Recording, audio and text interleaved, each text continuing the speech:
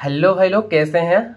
आशा कर रहा हूँ आप सब लोग बहुत बढ़िया होंगे। एंड इस वीडियो में मैं स्पेशल थैंक्स दो लोगों को देना चाहता हूँ। पहले गौरव भाई को बहुत बहुत धन्यवाद भाई, आपने इस मुद्दे के ऊपर एक अच्छा वीडियो बनाया। वीडियो बहुत ही अच्छा था।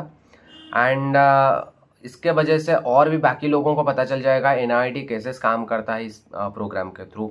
ठीक है। एंड और सेकेंड थैंक्स मैं देना चाहूँगा मेरा जो काउंसलर थे शिल्पा अरोरा, उनको थैंक्स देना चाहूँगा क्योंकि ना उन्होंने इतना अच्छा काम किया क्योंकि ना मैं उन्हें ज़िंदगी भर भूल नहीं सकता। ठीक है। उन्होंने मेरे साथ कैसे काम किया मैं इस वीडियो में पूरा बताऊंगा, आपको प्रूफ भी वीडियो के एंड में दिखा दूंगा। तो वीडियो का अंत तक बने रहे। वीडियो थोड़ा सा भी इन्फॉर्मेटिव लगा तो आप अपने दोस्त के साथ शेयर कर दीजिए क्योंकि ना उनको भी पता चलना चाहिए। तो मैंने सोचा कि मेरे साथ जो काम हुआ आप सब लोगों को पता होना चाहिए इसके बारे में। ठीक है, मैंने इसीलिए आज ये वीडियो बना रहा हूँ, विथ प्रूफ भी ये वीडियो आएगा आपके सामने। तो फर्स्ट चीज़ मैं बोलूँगा, ये जो प्रोग्राम होता है दो यूनिवर्सिटी में चलता है, मणिपाल एंड एनआईटी में। एनआईटी में बहुत कम प्रोग्राम चलता है, तो इन लोगों ने क्या कर रखा है, झूठ बोल के बच्चों को हायर कर रखे हैं। एंड ये इनका जो काउंसलर है ये इसलिए झूठ बोल रहे हैं क्योंकि ना ये सच बोलेंगे तो बहुत कम इनको बच्चे आएंगे इनके यूनिवर्सिटी में एंड इनको ज़्यादा मेहनत करना पड़ेगा।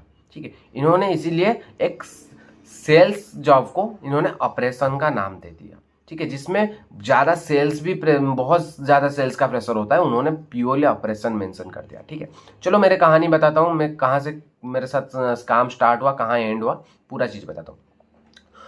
तो भाई लोग, आप जैसे मुझे जानते हैं मेरा बैकग्राउंड जो है वो एमसीए है, तो मैंने आईटी सेक्टर ढूंढ रहा था। तो आज ए फ्रेशर मुझे आईटी में इतना ज़्यादा एंट्री नहीं मिल रहा था, तो मैंने सोचा कि मैं किसी प्रोग्राम के थ्रू आईटी में ज्वाइन कर लूँ। ठीक है, तो उस टाइम दो प्रोग्राम आ रहा था, एक फिनटेक प्रोग्राम एक्सिस का एंड डाटा एनालिस्ट प्रोग्राम। जब मैंने उसे अप्लाई किया तो उनका बैच ख़त्म हो गया था एंड मैंने वेट किया उसके लिए। एंड उस टाइम मैंने बहुत ज़्यादा वीडियो भी दिख रहा था कि और बाकी कोई प्रोग्राम आ रहा है। उस टाइम मुझे एक यूट्यूबर ने शिल्पा अरोरा का नंबर दिया था, तो इसीलिए मैंने उनको कांटेक्ट किया था एंड उनके ऊपर एक ट्रस्ट बिल्ड हो गया था मेरा। ठीक है, मैं 1 साल पहले से उनके कांटेक्ट में था। जब आप किसी के साथ 1 साल पहले से कांटेक्ट में हो तो आप उनके ऊपर एक ट्रस्ट तो आपका बन जाएगा, ये ऑटोमेटिकली बात है। ठीक है, तो मैंने वेट कर रहा था कोई आईटी का प्रोग्राम आ जाएगा तो मैं उसे ज्वाइन कर लूँगा। मैडम ने भी बोला था कि हाँ आईटी का प्रोग्राम आएगा तो मैं तुम्हें बताऊँगा। ठीक, एंड ये जो एस बैंकर प्रोग्राम जब आया मुझे पता ही नहीं था कि ये एस बैंकर का नाम का एक प्रोग्राम कुछ आया हुआ है। लेकिन इतना कोइंसिडेंस है कि मैं उस टाइम मैम को मैसेज कर दिया कि मैम कोई प्रोग्राम आया है क्या, मतलब आईटी रिलेटेड। तो मैडम ने बोला आईटी रिलेटेड कोई प्रोग्राम नहीं है, सेल्स का एक प्रोग्राम अभी खत्म हुआ है एंड एक ऑपरेशन प्रोग्राम आया हुआ है। ये 2 दिन पहले एक ऑपरेशन प्रोग्राम आया हुआ है। मुझे उसके बारे में भी बिल्कुल पता नहीं था, तो मैंने उसके बारे में यूट्यूब में सर्च किया, लेकिन उसके डिटेल्स इतना ज़्यादा मुझे कुछ नहीं मिला क्योंकि ना नया प्रोग्राम था। तो मैंने वेबसाइट भी दिखा, वेबसाइट में बहुत सारे ग्लिच भी थे उस टाइम। ठीक है, एचडीएफसी की जगह एक्सिस भी मेंशन था। मतलब एक प्रोग्राम बना रहे हैं इतना बड़ा ऑर्गेनाइजेशन, उसमें एचडीएफसी की जगह उन्होंने एक्सिस बैंक भी नीचे मेंशन कर दिया था। मैंने मैम को जो पूछा उन्होंने बोला कि ये टेक्निकल ग्लिच है। ओके ठीक है, कोई बात नहीं। तो मैंने इस प्रोग्राम के बारे में रिसर्च करने के बाद मैंने सोचा नहीं, मैं टेक बैकग्राउंड से हूँ तो मैं आईटी के लिए ही वेट करूँगा। तो मैम को मैं सीधा सीधा बोल दिया कि मैम जब आईटी का प्रोग्राम आ जाएगा तो आप मुझे बोल देना। मैम ने बोला आईटी का प्रोग्राम और नहीं आने वाला है, ये सारे बंद हो चुका है, कब आएगा उसका तो कोई पता नहीं, तुम ऑपरेशन में ज्वाइन कर लो, उसके बाद तुम इंटरनल स्विच करके तुम आईटी सेक्टर में चले जाओगे।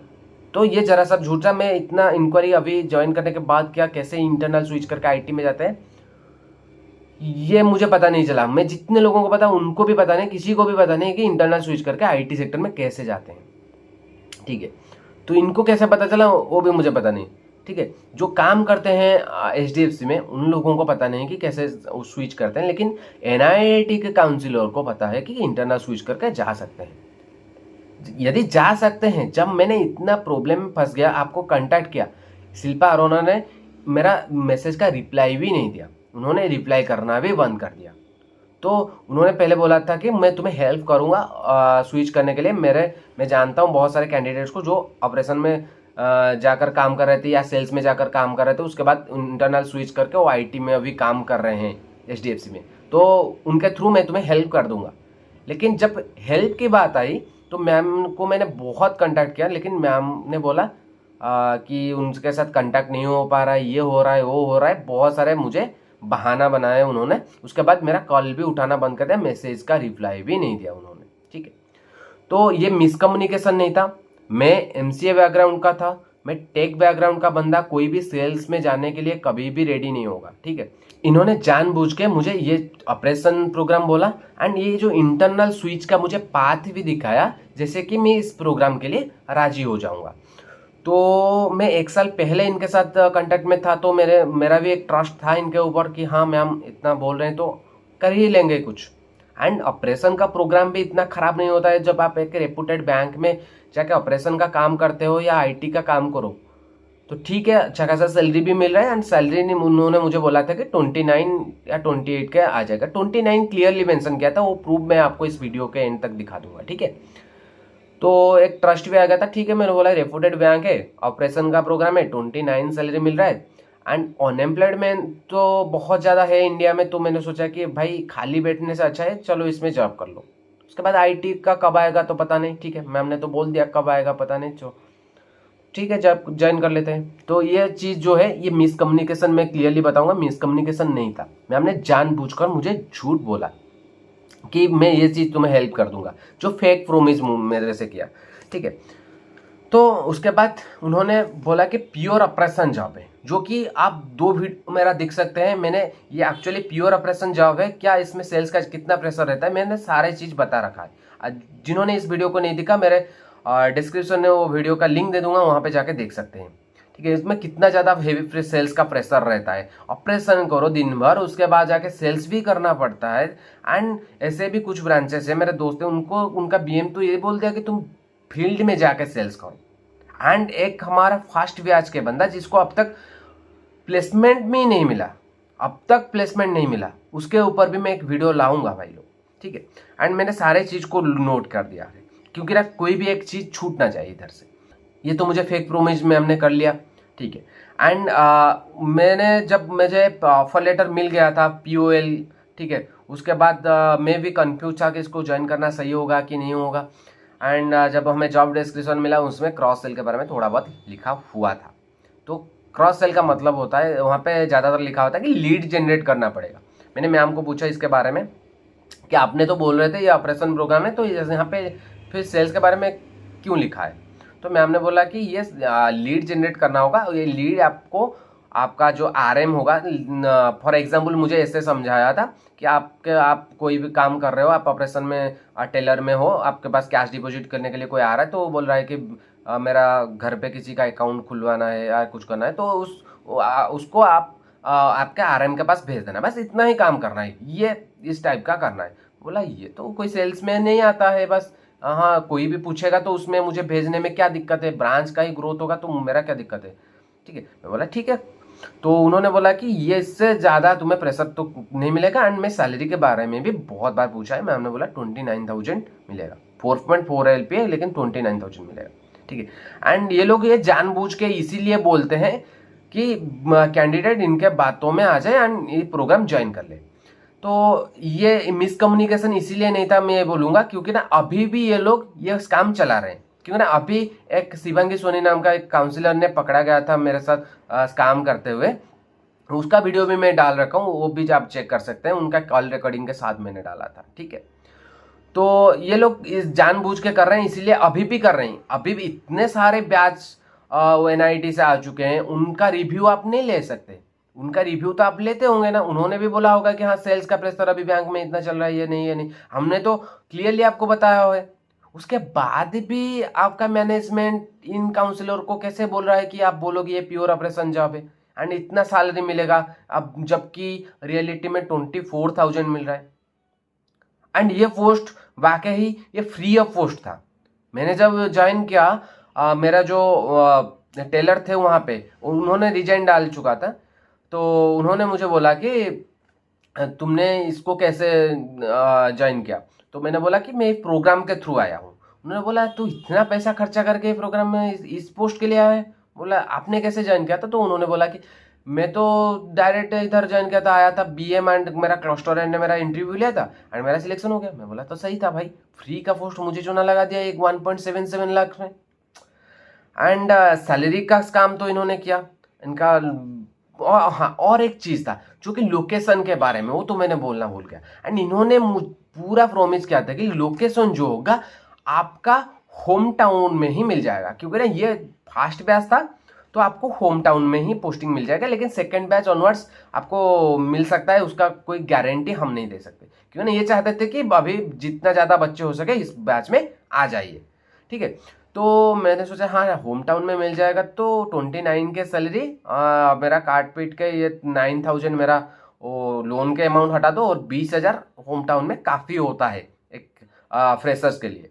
तो मैंने वो सोच के मैंने ज्वाइन हो गया। एंड ऑपरेशन का प्रोग्राम था भाई, जाओ 9 बजे जाओ, 5:30-6 बजे आ जाओ ऑफिस से, काम खत्म। लेकिन ये एक्चुअली इसका वर्किंग आवर होता है 9 AM to 9 PM, 12 घंटे का वर्किंग आवर।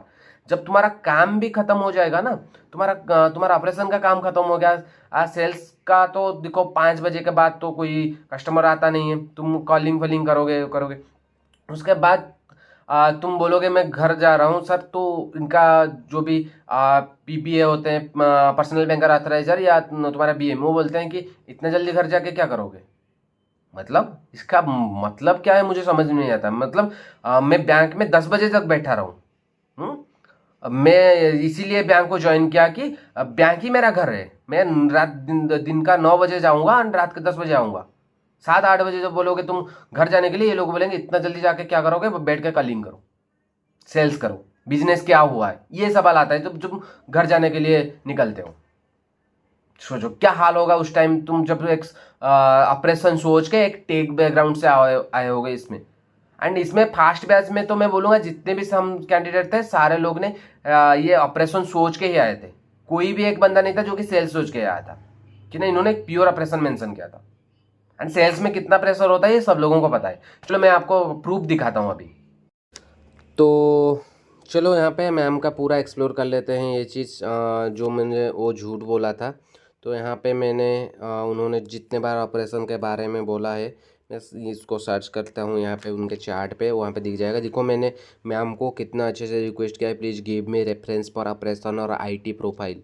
ठीक है, मैंने यहाँ पे भी मैम को आफ्टर ज्वाइनिंग ये भी बोला था ये किस टाइप का ऑपरेशन जॉब है। ठीक है, तो मैम को ये बंदे को भी देखो यहाँ पे आप मतलब पोस्टिंग नहीं मिला था उनका ब्रांच में, उसका ब्रांच मैनेजर ही बोल दिया कि जाके तू गाड़ी खरीद एंड वहाँ पे जाके सेल्स में लग जा। तो ये चीज़ भी मैंने मैम को भेजा था। ठीक है, और देखो देखो यहाँ पे भी मैंने पूछा ये एक्चुअली ऑपरेशन जॉब है ना, ये भी मैंने पूछा है। ठीक है, उसके बाद देखो यहाँ पे मुझे उन्होंने क्लियर कट यहाँ पे भेजा था। मैंने कितना खुश हो गया था भाई जब ये ऑपरेशन में मैंने जा रहा था। मैंने इनका लिए स्पेशल वीडियो भी बनाया था, special thanks to Shilpa ma'am. लेकिन इन्होंने इतना घटिया काम करेंगे मेरे साथ पता ही नहीं था मुझे। देखो यहाँ पे ऑपरेशन रोल यहाँ पे भी मेंशन किया है, देखो मुझे ये पूरा लिख के दिया है। ठीक है, ये चीज़ उसके बाद इतना ही। हाँ, यहाँ पे भी मुझे उन्होंने बोला are you interested to proceed with HDFC operations. मैंने यहाँ पे क्लियरली मैम को बोला था कि ma'am can I join the second batch. तो मैंने बहाना बना रहा था कि सेकेंड बैच में ज्वाइन करने के लिए, लेकिन ये लोग तो मानेंगे ही नहीं। ठीक है,